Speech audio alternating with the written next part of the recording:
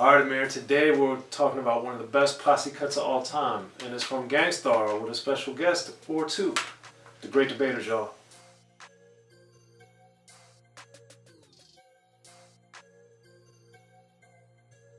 Alright, Amir, so today for the Great Debaters, we're going to talk about one of my all-time favorite songs, all-time favorite B-sides, all-time favorite collaborations, which is DWYCK by Gang Starr featuring Nice and Smooth. Now, Amir, this song has quite a story because even though it was released on the B-side of Take It Personal, which came out in '92, it was not on the Daily Operation album from which Take It Personal was on. And it came out as a single, and I'll never forget, me and my boy Noid back in Maryland, he loved this song like no other song in the world.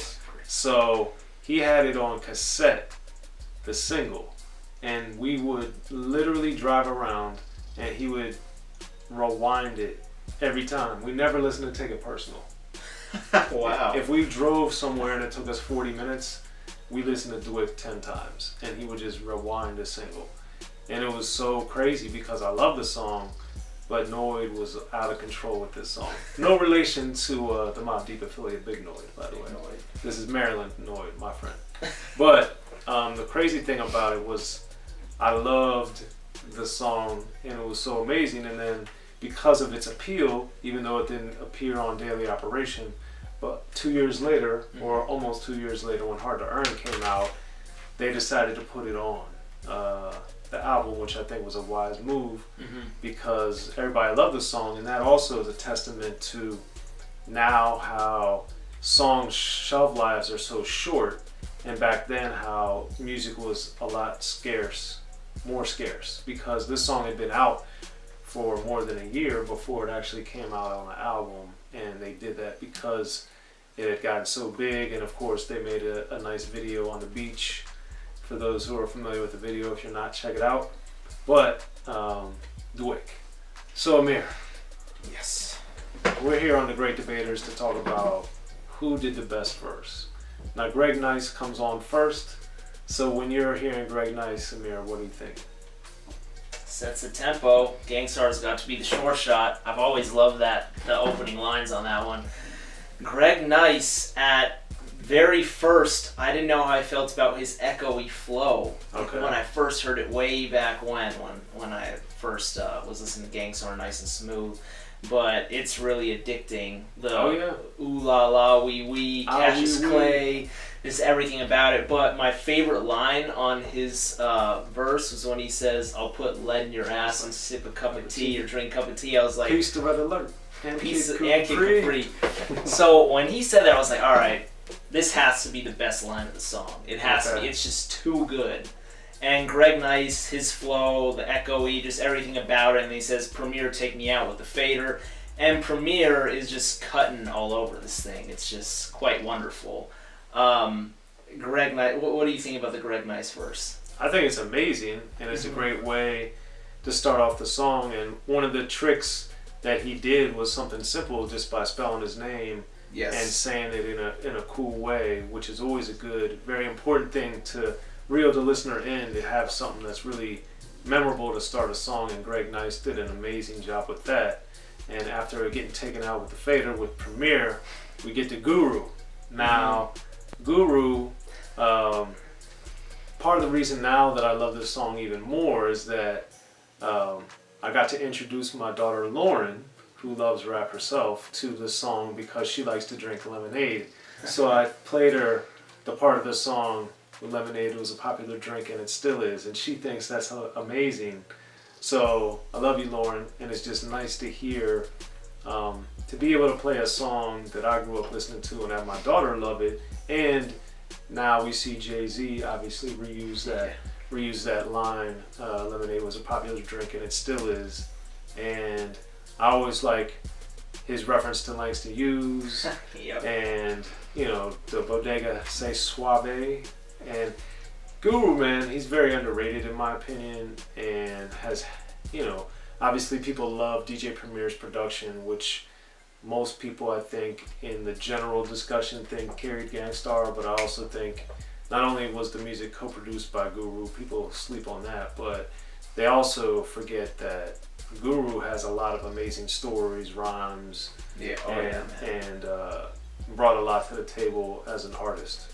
So for you, what'd you think of Guru's performance on DWYCK?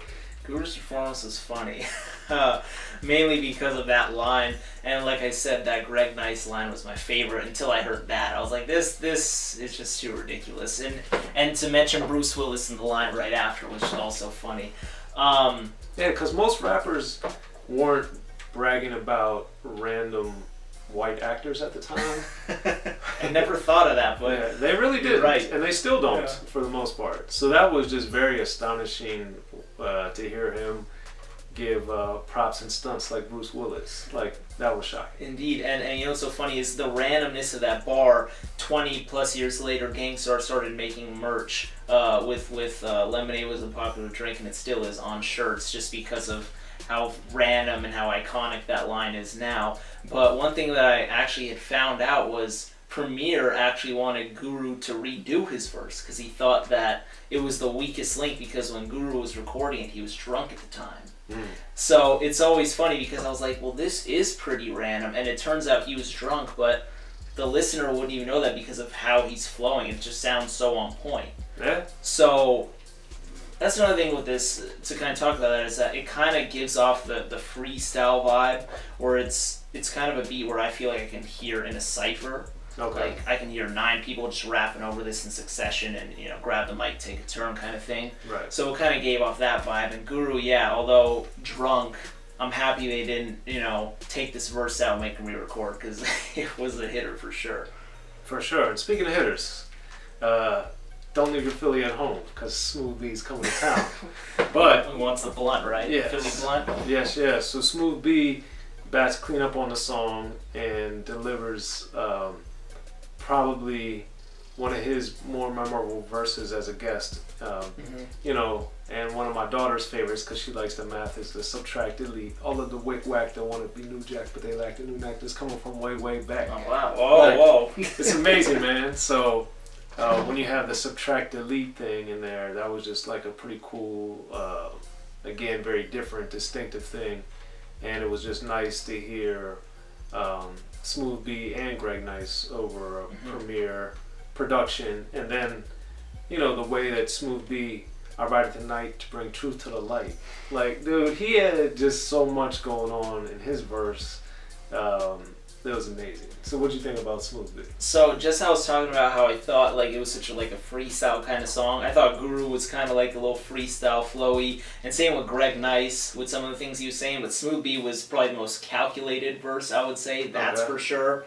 If he freestyled that, I'd be like, right. You know, bow down.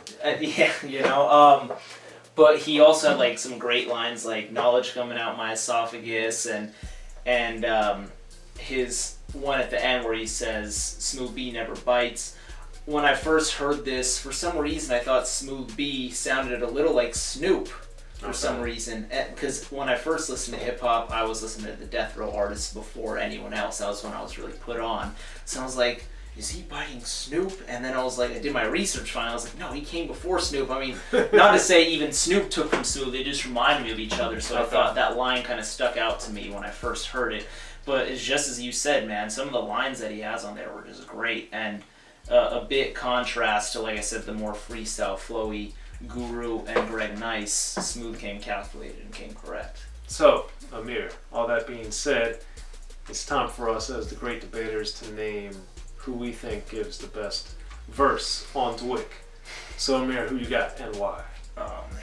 Okay, well, I have 2 answers. One being my favorite, one being the one I think is the best. Okay. The one that's my favorite is the Guru verse. Just the history, him being drunk, him rapping it and not sounding drunk at all. The classic, and still, I guess, relevant with the shirts being produced, Lemonade line shirts.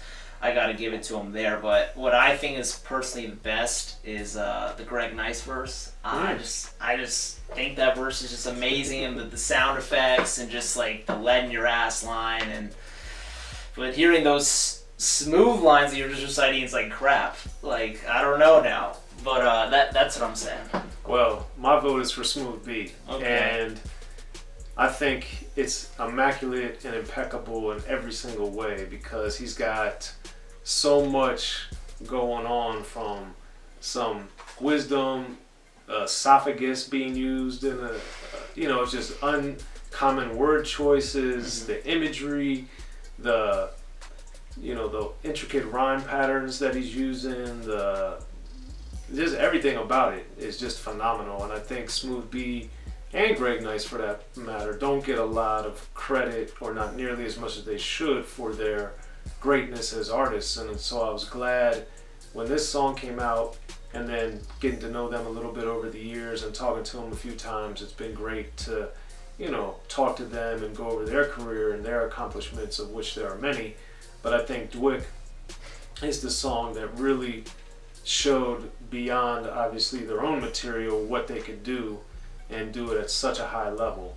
And I just think Smooth B, man, like, shout out to you, because it was amazing. I think Greg Nice and Guru are also phenomenal, of course, on the song, but I think Smooth B just, literally and figuratively brings it home. So that's my vote. You guys got Amir's vote for Greg Nice, so make sure you hit us up in the comment section. Make sure to like, subscribe, and comment on here on Unique Access and Rappin And Snackin. And I'm Soren Baker. Amir Rahimi. Check us out, y'all. Gang Starr DWYCK. Let us know what you think the best verse. Be sure to check out the history of gangster rap by Soren Baker. He's official. History of Gangster Rap features exclusive interviews with Ice-T, Snoop Dogg, MC Ren, the DOC, and dozens of others. The History of Gangster Rap, a definitive look at how Los Angeles changed rap forever. In Los Angeles, the streets definitely set the tone of the hip-hop music. At 19, I got a $50,000 car. My whole angle always was, I'll be street, but I will always tell you the horrors that go along with this life. There will be penalties and casualties for just wearing the wrong color in somebody's neighborhood. And once gangster rap made it from the streets to the TV, the genre exploded. With Fab 5 on Yo MTV Raps with DWYCK. Yo MTV, it just catapulted us from being local heroes to national gangbang rappers. The History of Gangster Rap discusses it all from 1980 up till today. There's always gonna be shit happening in the streets. You know what I mean? So it's always gonna be something to talk about. The History of Gangster Rap in stores now.